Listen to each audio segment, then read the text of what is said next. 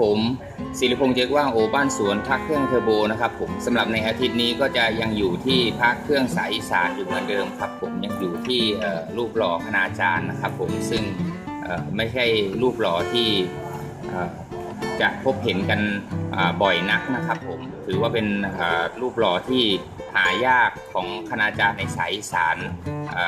อีกชิ้นหนึ่งเลยทีเดียวครับผม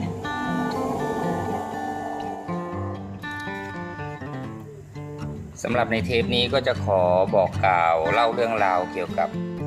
รูปหล่อประกบของพ่อแม่ครูบาอาจารย์ในสายอีสานในสายกรรมฐานของหลวงปู่มั่นภูริทัตโตนะครับผมซึ่งเป็นเรียกได้ว่าเป็นรูปหล่อในตำนานครับก็คือรูปหล่อประกบของหลวงปู่ชอบฮะซึ่งเรียกกันอย่างเป็นทางการว่าเป็นรูปหล่อรุ่นกงสุลนะครับผมก็จะมีบางท่านเหมือนกันครับที่เรียกกันเป็นตามภาษาพระเครื่องว่ารูปหล่อหน้าลิงนะฮะบางท่านก็จะเรียกกันว่ารูปหล่อปักกฏครับผมซึ่งที่มาของคำว่ารูปหล่อในตำนานของหลวงปู่ชอบฐานสโมนี่ฮะก็คือเป็นรูปหล่อที่สร้างขึ้นในวาระเปิดกงสุลไทยในเวียงจันทร์นะครับเมื่อปีพ.ศ. 2513ครับผมก็คือสร้างก่อนเหรียญรุ่นแรกของหลวงปู่ชอบประมาณ1 ปีครับผมซึ่งพิธีกรรมการหล่อในคราวนั้นเนี่ยการจัดสร้างเนี่ยเทคโนโลยีไม่ค่อยจะทันสมัยสักเท่าไหร่นะฮะก็สร้างพอที่จะสำหรับแจกเป็นที่ระลึกในการเปิดกงสุลไทยในกรุงเวียงจันทร์ในครั้งนั้นฮะซึ่งลูกศิษย์ลูกหาเนี่ยว่ากันว่าสร้างกันไม่น่าที่จะเกิน400 องค์ฮะเนื้อหาในการจัดสร้างนี่ก็มีทั้งหมด2เนื้อครับก็คือเนื้อเงินแล้วก็เนื้อทองแดงนะครับผมที่พบเห็นมากเป็นส่วนใหญ่ก็จะเป็นเนื้อทองแดงเป็นส่วนใหญ่นะครับผมก็เลยเป็นที่มาว่าเป็นรูปหล่อในตำนานครับผมเพราะปริมาณการจัดสร้างค่อนข้างที่จะน้อยครับผมแล้วก็พระส่วนใหญ่แจกให้กับผู้ที่มาร่วมในพิธีเปิดกงสุลไทยในเวียงจันทร์นะฮะไปส่วนหนึ่งเพราะฉะนั้นพระที่อยู่ในเมืองไทยเนี่ยมีไม่ถึง200 องค์ฮะโดยมากก็จะเก็บกันอยู่ในลูกศิษย์ลูกหาที่ใกล้ชิดกันเท่านั้นนะครับผมซึ่งที่มาของคำว่ารูปหล่อปักกฏเนี่ยฮะเป็นคำที่เพี้ยนมาจากในวาระการจัดสร้างคราวนั้นนะฮะผู้อำนวยการจัดสร้างก็คือสถานกงสุลไทยในเวียงจันทร์นะครับผมส่วนช่างนี่เป็นช่างชาวลาวชื่อเท้าบัวสอนแก้วคำครับผมแล้วก็เป็นรูปหล่อที่เป็นที่หวงแหนนะสำหรับใครที่ได้เก็บไว้ครอบครองในคราวนั้นครับผมเพราะนอกจากหลวงปู่ชอบจะเป็นประธานในพิธีจัดสร้างในคราวนั้นแล้วก็จะมี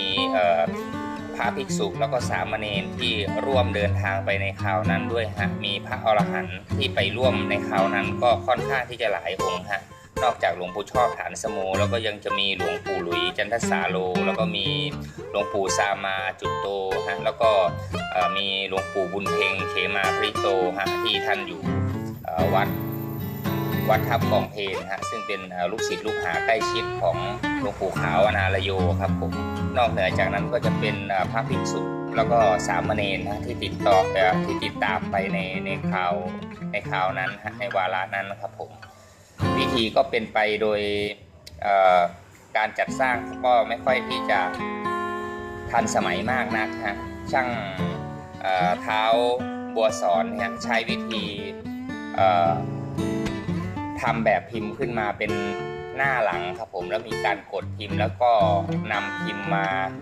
ประกบกันครับผมแล้วจึงทำการหล่อฮะเมื่อหล่อเสร็จตัดจากชนวนกิ่งเนี่ยแล้วจึงมีการคว้านแล้วก็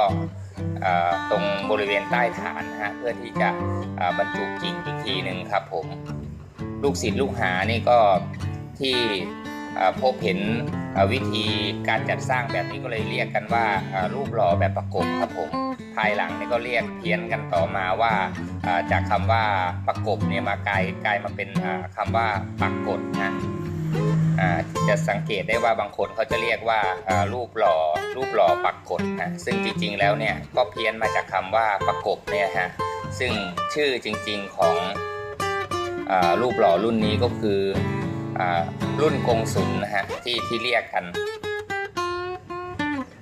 สำหรับเนื้อหาในการจัดสร้างนะฮะอย่างที่กราบเรียนไปแล้วครับก็มีทั้งที่เป็นเนื้อทองแดงแล้วก็เนื้อเงินฮะเนื้อเงินเนี่ยก็จะพบเห็นค่อนข้างที่จะได้น้อยมากครับผมจุดสังเกตนะฮะก็บริเวณชายจีวรฮะส่วนหน้าของหลวงปู่ชอบนะฮะจะมีจำนวนชั้นของชั้นจีวรประมาณทางด้านซ้ายมือเราเนี่ยฮะประมาณ7 กลีบครับผมก็จะเป็นหลวงปู่ในอิริยาบถนั่งสมาธิครับด้านตัวฐานเนี่ยจะเขียนว่าหลวงปู่ชอบครับผมส่วนด้านหลังเนี่ยก็จะมีอักษรใต้ฐานอักษรที่ฐานว่าฐานสโมซึ่งเป็นฉายาของหลวงปู่ครับผมมาสังเกตด้านข้างกันอีกทีหนึ่งฮะด้านข้างก็จะเป็นลักษณะประกบข้างฮะจะมีการบิดเบี้ยวบ้างตาม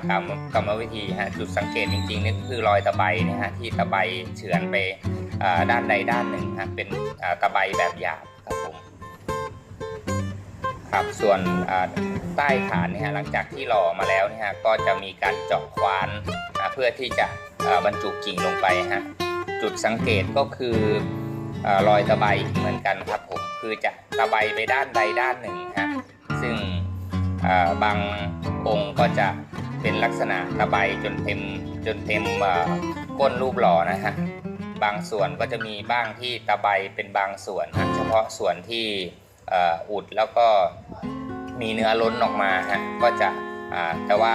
สังเกตที่รอยตะไบจะเป็นลักษณะของการตะไบหยาบไปด้านใดด้านหนึ่งครับผมเพื่อที่จะเป็นวิทยาทานก็ต้องกราบขออนุญาตเจ้าของภาพที่นำมาเผยแพร่เป็นวิทยาทานมาไว้ณที่นี้ด้วยครับผมเอาโดยรวบรัดประมาณนี้ครับผมเพื่อที่จะเผยแพร่เกียรติคุณบุรพาจารย์ให้เป็นที่รู้จักกันโดยทั่วไปครับผมขอบคุณมากๆครับ